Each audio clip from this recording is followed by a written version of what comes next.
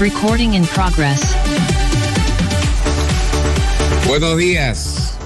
Estamos listos ya para presentarles a un protagonista de nuestro programa. Estamos ya preparados entonces en el día de hoy para hablar del Ministerio de Vivienda.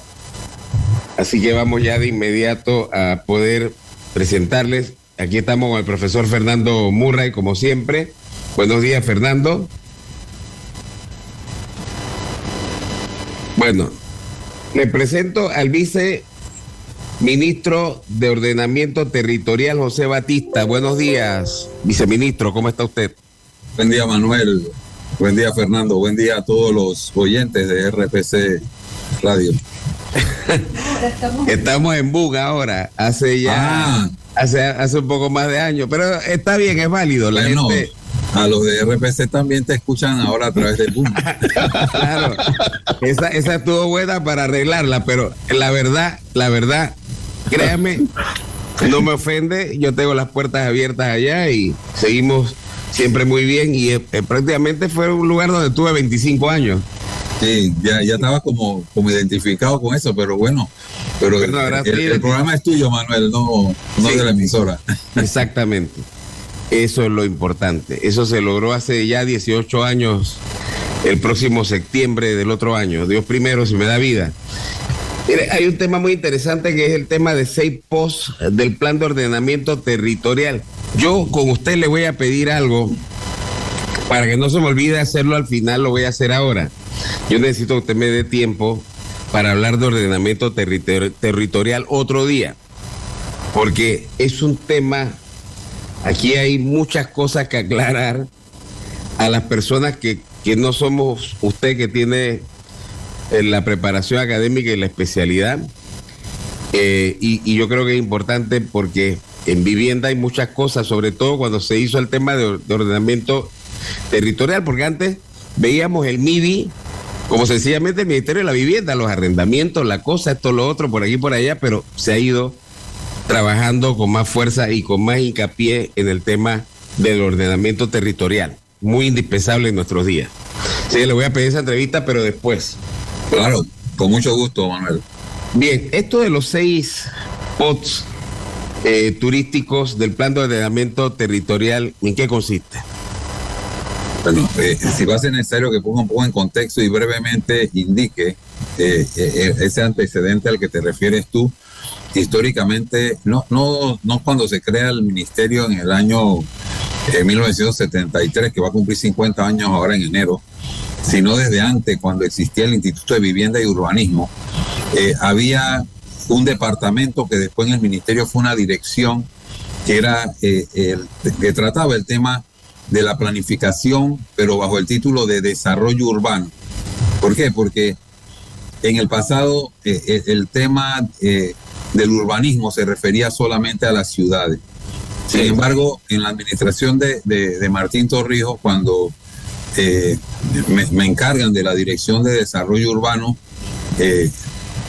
y a raíz de una crisis que hubo por los temas de los edificios altos, no sé si lo recuerda, en el año 2003, se ordena la elaboración de una ley de urbanismo.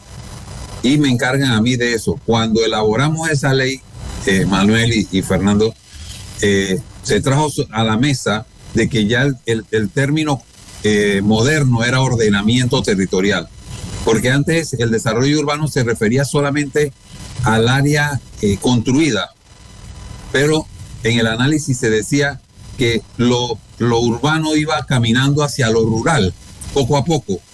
Entonces tú tenías que analizar el territorio completo, porque también lo rural tiene incidencia en lo urbano. Entonces, cuando estábamos terminando el gobierno de Martín Torrijos y viene el gobierno de Martinelli, el ministro que se encarga, Dubois, a quien yo conocía, yo le planteé en la transición el tema de elevar el tema del urbanismo a un viceministerio, que fuera más allá de una dirección, y se crea entonces en el año 2009 se crea el Viceministerio de Ordenamiento Territorial, que tiene las funciones que tenía la Dirección de Desarrollo Urbano, pero ya a nivel de un viceministerio. Entonces, nosotros podemos decir, y hace referencia a lo que tú indicas, que en el imaginario público, el Ministerio de Vivienda es un ministerio de hacer casas. Y es interesante que tú me hagas esa pregunta, porque muchas veces los periodistas, cuando me abordan como viceministro de Ordenamiento Territorial, me preguntan ¿y cuántas casas han hecho y cuántas casas van a hacer? Yo les digo, ese es el otro viceministerio, ese es el viceministerio que dirige la viceministra Daniela Martínez, ambos pues bajo la tutela de Rogelio Paredes. Pero entonces ese viceministerio se encarga de dotar de soluciones de vivienda a las familias que no son sujetos de un crédito bancario, ¿sí? Okay. Y yo me encargo del sector privado. Las direcciones que yo manejo en mi viceministerio tienen que ver con los planes de ordenamiento territorial, los esquemas de ordenamiento territorial para hacer futuros proyectos, la ventanilla única donde se tramitan las urbanizaciones. Yo manejo también todo el tema de investigaciones urbanas, donde se elaboran los planes de las líneas del metro, y también tengo la dirección de propiedad horizontal, que muchos llaman la corregiduría de los ricos, pero ahora hay propiedad horizontal hasta en proyectos de todos los niveles sociales, y también manejo el programa del bono solidario, que también podemos hablar sobre eso. Pero quería ponerte en ese contexto, ¿no? Toda una diversidad de cosas, viceministro. Así es, pero pero la mía relacionada con el sector privado, y manejo también los planes especiales de las líneas del metro, que podemos hablar también de ese tema con mucho gusto, Manuel. Bueno, yo no sé qué tiempo tiene usted, pero yo estoy viendo ya con usted más de una entrevista. Bueno, ya entré predispuesto a que era más de una entrevista, ahora pienso que son más de 3 entrevistas. Todas las que quieras y el tiempo que necesites hoy también, pero ahora, si no en el futuro programamos. ¿Cómo tiene que ver eso del metro con el Ministerio de Vivienda? Bueno, mira, el metro como una troncal de movilidad urbana genera una influencia alrededor de la misma, ¿no? No solo el metro, hasta el Metrobús y todo, pero para las líneas del metro se elabora un plan territorial de cómo van a funcionar todas las ubicaciones prediales que hay alrededor de la línea del metro. Entonces se establece una franja aproximada de 100 metros a cada lado de la línea del metro. Y eso tiene una normativa especial. Te cuento una que es muy especial, que como el metro se plantea como una solución de movilidad sin automóvil, entonces en el polígono de influencia del metro se permiten hacer edificios de apartamentos sin estacionamiento. Eso es una especialidad de la línea del metro, y hay otras. O sea, es un área de uso combinado. Y mira, cuando se hace la primera línea del metro, la línea 1, los que estaban a cargo en ese momento eliminan el uso industrial en la línea del metro. Y nosotros hemos tenido que rescatar y volver a permitir el uso industrial, porque en la línea 1 está, por ejemplo, la Estrella Azul en la Transísmica, y si vas hacia Tocumen, hay varias industrias que no solamente no han pensado en irse de ahí, sino que han remozado sus fábricas y las han ampliado. Entonces nosotros tuvimos que hacer una resolución el año pasado, donde permitimos el uso industrial en la línea del metro. Entonces nosotros nos encargamos de elaborar el plan del área de influencia de la línea del metro. Mire, hay una cosa que yo quisiera preguntar toda la vida, no sé si es con usted, y es el tema de las industrias fuera del lugar donde le corresponde estar. Mire, por lo menos aquí tenemos un caso muy evidente, aquí se ha quejado todo Bellavista, todo el Cangrejo, que es el tema de que tenemos de un lado de la vía la Cervecería Nacional tirando todos los vapores y las cosas pues que emanan al aire, y del otro lado el Café Durán tirando también una cantidad de humo y el olor a café y todo lo demás, y me parece que son a mí en lo personal me parece, y como vecino del área, me parece que son 2 empresas que están fuera de lugar. Yo no sé si eso entra dentro del, ahora que está hablando usted de industrias y del metro, yo creo que es válido por lo menos decirme si eso le corresponde por lo menos a ustedes. Sí, eso tiene que ver con nosotros, mano. Eso tiene que ver con nosotros y pones un ejemplo que es clásico, pero que también se extrapola a otras provincias. Pero tú acabas de decir algo importante. Ajá. ¿Quién está fuera del lugar? ¿Las viviendas de ustedes que son afectadas por esa fábrica o la fábrica? ¿Qué estaba primero? ¿Sí? Exacto. Entonces, por eso nosotros ahora cuando hacemos planes de ordenamiento territorial o cuando nosotros vamos a aprobar una urbanización, nosotros exigimos un estudio del entorno. Entonces, en Santiago yo recuerdo, cuando yo era director de desarrollo urbano, en la administración anterior se había aprobado una urbanización que vino a quejarse de una empresa procesadora de productos avícolas por los malos olores. Pero el error fue permitir la urbanización allí. Ajá. Entonces, mira, hay casos, hay una urbanización que se llama Pedregalito, que es afectada por la fábrica de yo vivo ahí. Yo vivo ahí, Fernando vive ahí. Fernando, usted ha sido afectado. Así es. Pero la fábrica estaba primero, Fernando. Sí, por unos como 2 años. Estamos en la misma, Fernando. Sí, mire, qué coincidencia, y me permite que el viceministro hable de Pedregalito, porque nosotros tenemos 50 años aquí y la fábrica tenía como 2-3 años antes. Sí, le ganó por 2. Y tenemos un tema preocupante, porque es un tema de emisión de gases que tienen algún contenido tóxico. Claro, conozco hasta defectos en la salud de personas que habitan ahí. Así es, entonces en este tema de ordenamiento se adelantó a la pregunta que iba a hacer, y es precisamente el choque entre una cultura urbanística antigua con otro proceso de entender un ordenamiento vinculado a estudio ambiental y demás. Sí, por ahí. Mira, hay otros ejemplos de los que podemos hablar. ¿Tú recuerdas? En Juan Díaz hay un área de unas industrias después del templo de Sopla Dios. Así es. Sí. Hay varias industrias allí. Cuando una industria se mudó y quedó el espacio, el dueño del terreno nos solicitó un cambio de uso de suelo para hacer unos edificios. Yo prudentemente llevé el caso al Sindicato de Industriales de Panamá y ellos se opusieron a que le diéramos uso residencial a ese lote, porque ellos decían que ya las fábricas estaban ahí y al construir ese edificio, después la gente se iba a quejar del ruido de la fábrica, de las afectaciones, de las emanaciones de gases, de las emanaciones de los olores, etcétera. Entonces, este tema del ordenamiento territorial, eso es lo que busca, el balance entre el desarrollo económico y el desarrollo residencial. Entonces, no es solamente aprobar por aprobar cambios de uso de suelo, porque si ya la industria está allí, entonces, hay parte de la industria que está en la tumba muerto, podemos decirlo, porque están las otras fábricas, las otras cervecerías también. Sí. Ellos argumentan que los lugares donde podrían mudarse tienen problemas de agua para el funcionamiento, el costo de mudar las instalaciones, aunque las han ido mudando, ¿no? El ejemplo de la Coca-Cola, que ha mudado todo su centro de operaciones y de reembarque por allá por la Roosevelt.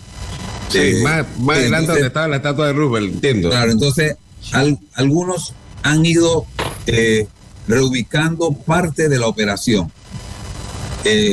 Cuando una industria se va, cuando danza le cueste menos que el valor del terreno. O sea, tú te imaginas el terreno de la cervecería. Incluso yo creo que el Café Durán ya la operación es mínima en ese lugar, pero esos terrenos son valiosos. O sea, de repente un proyecto urbanístico allí pegado ahora es Plaza Edison, pero es lo que era Loma de la Pava, puede rendir urbanísticamente en ventas de apartamentos de alto valor, pero tendrían que hacer ese análisis para determinar que eso es más rentable que seguir ahí. Entonces, esto precisamente son los temas que nosotros discutimos en los planes de ordenamiento territorial. Ha habido una guerra y una manifestación de vecinos. Se metió el representante de Domínguez en un momento determinado, trató de abogar a favor. Mira, yo Desde que soy pequeño, que iba a la primaria Don Bosco, igual que el profesor Murray, solamente que él es mayor que yo. Él puede ser tío. No era profesor tuyo. No, compañero. No, pero le ha dado clase a Payín Correa, así que tranquilo. Bueno, pero a lo que me refiero es desde que yo estaba en la primaria Don Bosco, la ruta en ese momento era, primero, era por el lado de la Transísmica, porque no había Ricardo J. Alfaro. No. Yo estudié en el Nodo, yo recuerdo cuando entraba y bajaba y de ahí era tierra para adelante. Exactamente. Entonces, ¿qué pasa, viceministro? ¿Qué es lo que pasa? Pasa algo muy sencillo, honestamente, que es el tema primordialmente de que toda la vida yo supe la existencia de la cervecería y es más, uno vivió ¿cómo te digo? Esa alegría de tener la cervecería. Luego se hizo el puente elevado de la cervecería. El Café Durán también estaba allí hace muchos años, pero no habían edificios altos en el sector. Así es. Que creo que ahí fue donde cambió toda la película, porque cuando eran casas, de pronto esos gases o esos humos o esas cosas viajaban por arriba de todas las casas y nadie lo sentía. Sí. Y además eran casas, mansiones, casas de 1,000 metros cuadrados, que la gente se pasaba de pronto en aire acondicionado. Era otro tipo de estructura la que tenía, pero al venir los edificios, siento yo que vino el problema. Entonces, allí lo interesante es por qué a los urbanistas no se le dijo, mira, ahí está la cervecería, está esta cuestión, esto puede causar perjuicio. Bueno, que no le tocó a usted, sino al que estaba en ordenamiento territorial en su momento. Porque casi los edificios nuevos de acá del área son después del 2000. Ahí sí, mira, los más bajos, que son de 10 pisos, como hay un edificio ícono, que es el edificio, no es el Carrillón, es el Balmoral, donde estuvo Estéreo Azul en algún tiempo, que era 10 pisos también. Eso no tenía ninguna afectación con las fábricas. Mira, Manuel, hay un tema que yo como docente, yo llevo esto a los estudiantes y crearle esa conciencia de que cuando tú vas a diseñar, tú tienes que tomar en cuenta el entorno. El entorno es uno de los factores, porque puede ser que tú afectes como que te afecten, ¿sí? Entonces, mira, estoy haciendo con los estudiantes ahorita un ejercicio de que si se muda el hipódromo, utilizar esos terrenos para un desarrollo residencial. Y cuando analizamos el entorno, yo le digo a los estudiantes, mira, estos edificios que me están poniendo aquí son al lado del estadio. Tienes que pensar en que eso puede ser invivible. Y mira, a mí me tocó, como director de desarrollo urbano, dar las certificaciones negativas a solicitudes de quejas. Por ejemplo, había una fábrica de helados en Parque Lefebvre, que cuando la fábrica se instaló ahí era algo artesanal, pero el negocio prosperó a tal punto que después se necesitaban máquinas para procesar las frutas y ya los vecinos, esas máquinas funcionando 24 horas ya, lo agradable de comprar el helado ahí se acabó con su tranquilidad nocturna. Sí, y ellos solicitaron y la fábrica se tuvo que mudar. Había una empacadora en Los Ángeles, por ahí detrás del Lunfún, en esa área. Había una empacadora, una envasadora de agua de pipa. Ajá. Donde los vecinos protestaron porque la gente tiraba todos los desechos y eso trajo ratas y no tenía el uso de suelo industrial. El problema lo tenemos, Manuel y Fernando, es cuando el uso es industrial, porque estaba antes. Así es. Entonces tú no le puedes decir a la gente, no, yo voy a hacer esta barriada, múdate. Porque ha tocado, me está dando donde es que esto es un tiempo definido para esta entrevista y ya estoy viendo que se va pasando, y la que sigue es otra entrevistaza también esta mañana, que es la privacidad de la información, que es muy actual, dos temas muy actuales. Así es. Yo conocí esa área bajando por donde está las harinas Gold Mill, sí, como urbanización industrial. Industrial Los Ángeles, exacto. O sea, eso toda la vida yo contemplé, y si se da cuenta, está en el área donde están todas las industrias, no hay viviendas. No, y han solicitado, donde hay industrias que se han mudado. Acuérdate que la Colgate se fue, que ahora está Novi. Claro. Pero se han solicitado la instalación de proyectos allí, pero siempre se toma en cuenta el hecho de sobre todo, ¿tú recuerdas donde estaba Bolerama? ¿Cómo no? Que eso colinda con la barriada Los Ángeles, con la barriada de viviendas. Sí. Entonces alguien planteó hacer un edificio en el lote ese donde estaba Bolerama, pero por el otro lado iba a colindar con las instalaciones de una empresa que es Hopsa, que produce ruido, pues una empresa industrial.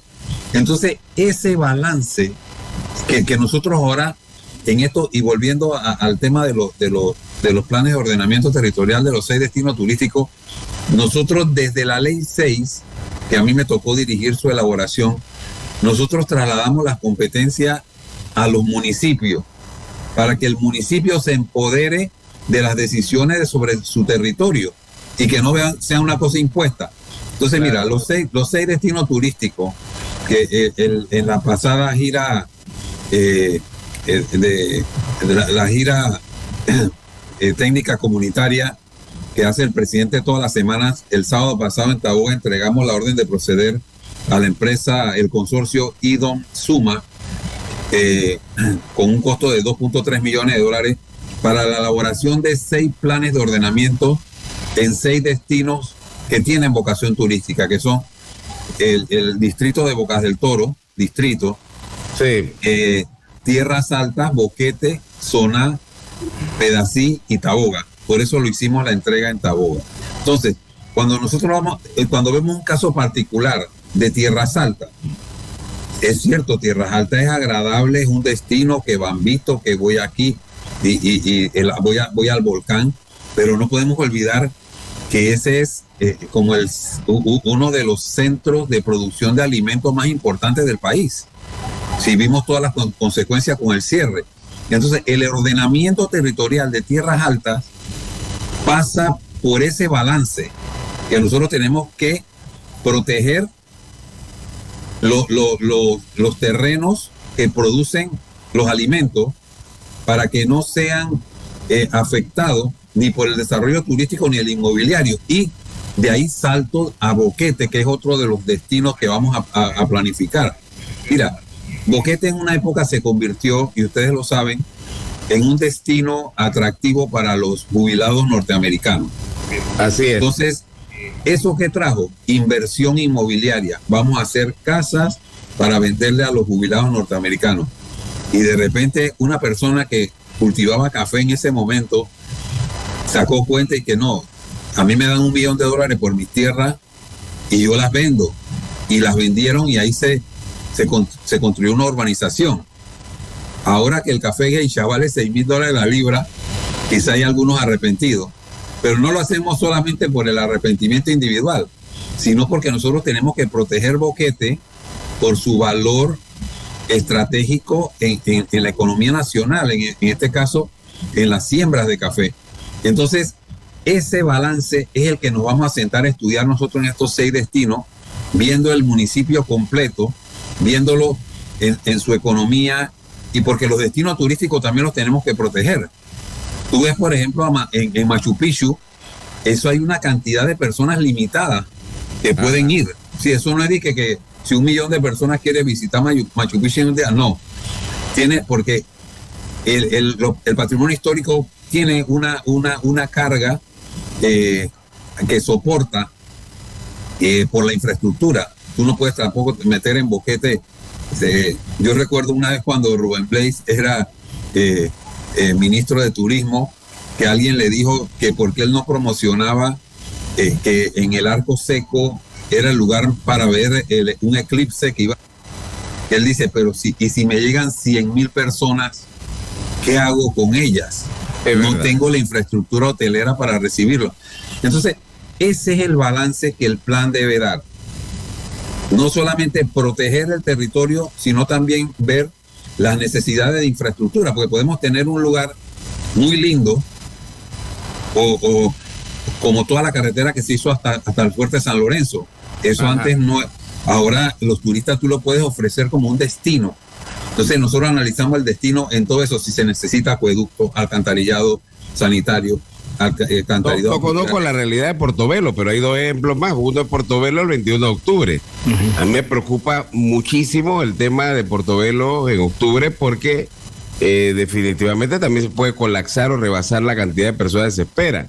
Estoy de acuerdo contigo. Mira, nosotros hicimos un plan de para Portobelo, el plan de ordenamiento territorial del distrito de Portobelo, que lo hemos estado trabajando con la Autoridad de Turismo, con el Ministerio de Ambiente, con el Ministerio de Cultura, porque se está remozando la aduana de Portobelo, y nosotros estamos incluyendo mejoras habitacionales que incluyan como negocio que las familias puedan tener en su casa una habitación, claro, para alquilarla como hospedaje, ¿sí?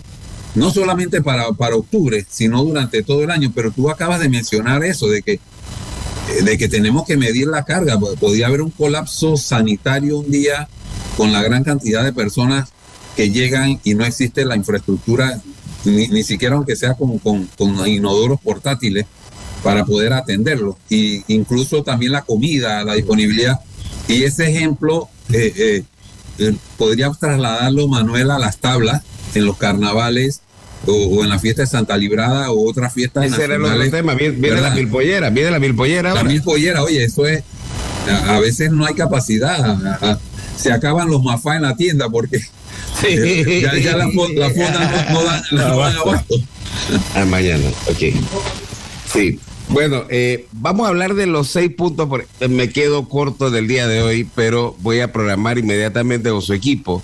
Claro. Entonces, háblenme de los 6 puntos, de los 6 blogs, y entonces ya con esto para despedir por ahora, pero no se me va a escapar, porque tengo muchas preguntas. Es muy interesante.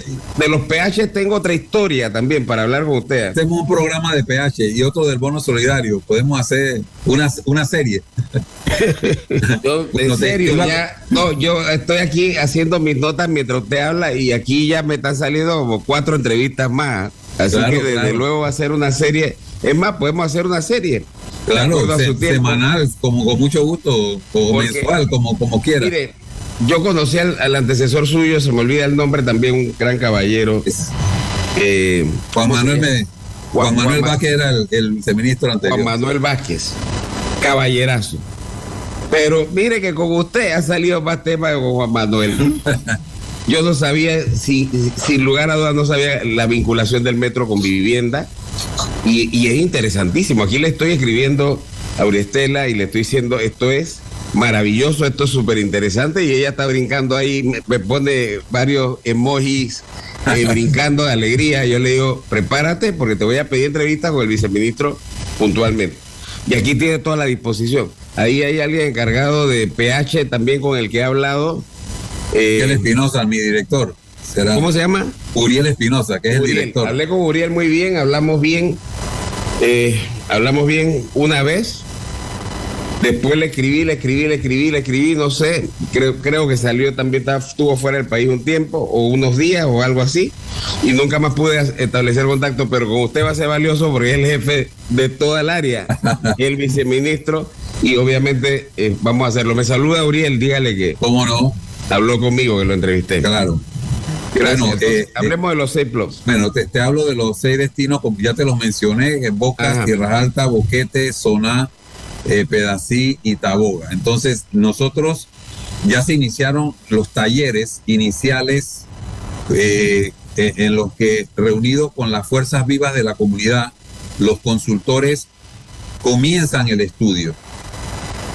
Es importante destacar que, emanado de la Ley 6 de Ordenamiento Territorial para el Desarrollo Urbano, Ley de Urbanismo, se crean las juntas de planificación municipal, que es un ente que va a ser el encargado de darle seguimiento a la elaboración del plan, y una vez elaborado el plan, a darle seguimiento de su ejecución. Es más, Estas juntas desde el 2014 tienen el poder de que cualquier cambio de uso de suelo que se dé en el distrito, si existe la Junta de Planificación, es necesario la opinión de la Junta de Planificación y es vinculante. Si la Junta de Planificación dice se aprueba, se aprueba. Si lo niega, se niega. Entonces, ¿quiénes conforman esa Junta de Planificación?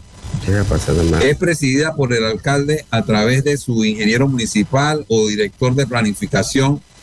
Tiene 2 concejales del distrito, un arquitecto de la academia, de las universidades de la Facultad de Arquitectura, ya sea pública o privada, un arquitecto de la Sociedad Panameña de Ingenieros Arquitectos y 2 representantes de la sociedad civil del distrito. Ellos son los que le dan seguimiento a la elaboración del plan, para que ese plan sea consecuente con lo que quiere el distrito. Entonces, ese es un requisito indispensable. Te cuento que ahí, desde el 2007, yo comencé a conformar la Junta de Planificación. Dejé instalada 35, lastimosamente, cuando regresé en el 2019, nada más existían 5. Una de esas era la de Boquete, como la de David, que ha subsistido durante el tiempo. Pero ya se han conformado las juntas de planificación de los otros destinos, y esto solamente es parte de este plan inédito en el gobierno de Laurentino Cortizo, de que ya nosotros estamos trabajando otros 8 planes aparte de esos 6. Y hoy la noticia principal en los diarios es que el Ministerio de Ambiente dice que en el orden de la problemática del ambiente, el número 1 es ordenamiento territorial. El número 2 es la basura, dice esta noticia. Entonces, el primer problema sea del ambiente, sea el ordenamiento territorial, ya estamos aportando nosotros en este momento 14 planes para 14 municipios en el país, los 6 de los destinos turísticos y otros 8 que estamos haciendo con recursos del ministerio, tanto recursos humanos como recursos financieros. Mire, me quedo corto y la verdad que pero es que el tema que sigue también va a ser fuerte. Hoy ha sido una mañana estrella aquí en el programa, pero mire, vamos a ponernos de acuerdo. Si es posible, me gustaría que me se diera la oportunidad para tener su número de teléfono. Claro. Para que podamos coordinar. Yo le paso el enlace o me pasa usted, porque así como está bien. Lo ideal es que reciba usted el enlace por correo electrónico para que se pegue a una computadora y verlo en tamaño real, ¿no? Sí. Para que la gente vea ahí los quilates y la experiencia. Fernando no fue tan buena persona que se prefirió rapar la cabeza para que no se le viera la experiencia. Pero entonces, Fernando, ¿qué hacemos, Fernando? ¿Lo mudamos de Pedregalito o...? Bueno, yo creo que ojalá por su salud no se le haya sido afectada, ¿no? Pero esa es una situación que es lamentable, porque sí conozco varios casos ahí de afectación de la salud por efectos. Entonces, lo que se le ha exigido a la industria es mayores controles de las emisiones. Eso es lo único que se ha podido lograr, pero no la reubicación. Sí, se hacen pruebas o mediciones permanentes. Yo sí estoy testigo de eso, de la calidad del aire. Traen todos los equipos que hacen eso y pareciera que las emisiones se hacen a horas o muy tarde, o bueno, y las chimeneas se elevaron a una altura un poco más altas, y hay algunos tipos de... Yo creo que usted le está... Viceministro, yo creo que él está beneficiando, porque yo veo un potencial, cada día veo mucho mejor plantado a Fernando. Es una versión negra de Jules Breitner. O sea que a él estos gases le han servido en positivo. Míralo bien. Es la versión negra de Jules Breitner. Sí, yo tengo una pequeña observación. Mire, señor viceministro, nosotros, cada palabra que usted expresaba, nosotros nos identificamos con ella, porque precisamente en la Universidad de Panamá se dicta el curso Sociedad, Medio Ambiente y Desarrollo Sostenible en todas las carreras. Y cuando se habla de ordenamiento territorial, se habla de desarrollo sostenible. Eso es básico. Igual Manuel se adelantó. La pregunta es quién estaba primero o después. Usted sabe que allí no queda todo, ¿no? Hay un tema que va más allá, y eso lo acabamos de aclarar. Pero Y pero también, yo sería feliz, perdón, Fernando y viceministro Batista, yo sería feliz. Mire, yo soy cafetero y yo desde que compré propiedad y quedo en dirección a Café Durán, yo he bajado el consumo de café porque lo que pasa es que estar expuesto al olor del café y al olor de todas las cosas que ellos usan y que preparan para el café, yo no ingiero el café por la boca, ya lo hago por la nariz. Así que si hubiera un control, por lo menos, mira, yo no tengo problema, aquí sí hay vecinos pie de guerra, aquí hay vecinos pie de guerra que ellos van contra todo, con que se tienen que mudar de aquí. Yo pienso que si ellos logran controlar el problema que tienen como buenos vecinos, y me duele usar esa frase porque no hay buenos vecinos, en el comercio no hay buenos vecinos, entonces definitivamente yo me sentiría satisfecho porque es real, eso está ahí desde que yo iba a la primaria. Ya soy un hombre con más edad. Sí, cerrando un poco la idea, Manuel, el viceministro, cuando el tema ocurre a la inversa, de que se construyen grandes establecimientos o centros comerciales en cerca o proximidad de una residencia, donde uno supone que va a haber una mayor huella humana, por ejemplo los servicios básicos como agua, como luz, energía se van a ver afectados. Allí, ¿cuál es el criterio? Porque no tiene sentido de que, por ejemplo, y nos va a pasar aquí en Pedregalito, se está construyendo también al lado de Pedregalito un centro comercial. Entonces, los niveles de consumo de agua, el tema de acueducto, el tema de energía, eso hay una huella, hay una marca. ¿Qué priva? ¿Qué es lo que es lo prioritario aquí, señor viceministro? Mira, hay una expresión que yo uso mucho de que en Panamá hay leyes para todo, que solamente falta una ley que diga cúmplanse las demás, ¿no? Ajá.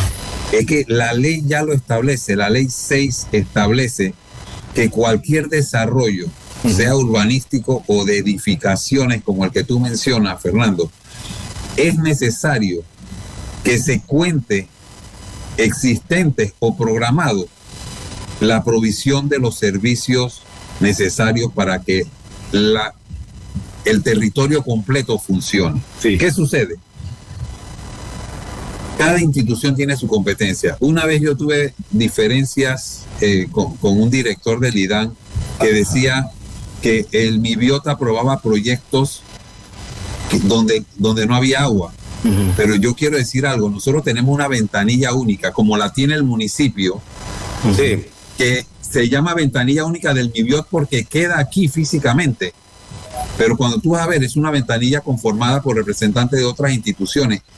Nosotros firmamos al final. Si el IDAN dice, ese proyecto no se puede hacer, nosotros no lo aprobamos. Así es. O sea, si el Ministerio de Ambiente dice, ese proyecto no se puede hacer, nosotros no lo aprobamos. Si el MOP, ahí está MOP, Ministerio de Salud, inclusive la Autoridad de Tránsito. Entonces, porque puede haber afectación de la movilidad si te montas un centro comercial donde tú no puedes ni salir ni entrar de tu urbanización. Entonces, ese análisis se hace inclusive también cuando se aprueban proyectos en los municipios. Entonces, nosotros tenemos que exigir de las autoridades competentes que sean estrictas con eso, ¿sí? Si se va a hacer ese centro comercial, tiene que estar garantizado, certificado por el IDAN, con las pruebas de presión de que allí hay agua suficiente para lo que se va a hacer y para lo que ya están. Bueno, ojalá. Esto sería un tema, el de las invasiones también, Manuel, que pudiéramos hablar, porque en el oeste la gente se queja de que las urbanizaciones se quedaron sin agua, pero es que cuando te aparecen 400 familias, es que ahí vamos a hablar de eso. El agua, la energía, no solo eso, que llega una cantidad de gente con niños a escuela que nadie los planificó. Así es. No lo esperaba, entonces la gente dice, pero ya no hay cupo, pero es que los niños entraron, el centro de salud está lleno porque llegó gente que son las invasiones, tenemos 400 invasiones en todo el país. Wow. O sea que esto no es un problema solamente del área oeste, en el este también está, en Chiriquí, ahora está en las tablas hay invasiones, que eso, yo que soy santeño, eso no lo veíamos por allá. Caramba. Bien, rapidito, Tanara, qué hombre, esta gente son tan malos, por eso que digo, no hay buenos vecinos. Tan malos vecinos que invadieron su propia feria y nos quitaron uno de los lugares por excelencia en enero. Osvaldo Ayala tocaba ahí todos los años. Ese es otro tema que nosotros estamos apoyando, una iniciativa en la Asamblea de una ley para castigar severamente a los invasores. Eso nadie puede justificar una necesidad para cometer un delito. Es verdad. Fernando y Manuel, nadie, porque si no, tú tienes una casa, Fernando, y entonces tú tienes un patio, pues, y alguien dice que, hombre, Fernando, él tiene un patio ocioso. Yo voy a vivir ahí, pues. O Manuel, tú tienes un apartamento de 3 recámaras y nada más usas 2, y alguien dice que no, yo voy a vivir, eso es igual. Y no importa que el terreno sea del Estado o privado, es igual. Es lo que he dicho yo con los extranjeros. Vamos a estar totalmente claros en que nosotros podemos atender la capacidad, porque si uno, y pongo de ejemplo, usted tiene una casa, un departamento de 3 recámaras, usted tiene las 3 recámaras ocupadas, usted no puede recibir a una persona que no tenga donde dormir. Claro. Entonces ese es el problema también del país. Somos solidarios, pero tenemos que estar claros en ese tema. Y mira, y hay temas que como yo digo, pueden ser humanitarios, pero nosotros tenemos los locales que de pronto resienten y oye, pero si tú no me has terminado de resolver a mí y tú estás resolviendo el problema del otro, ¿sí?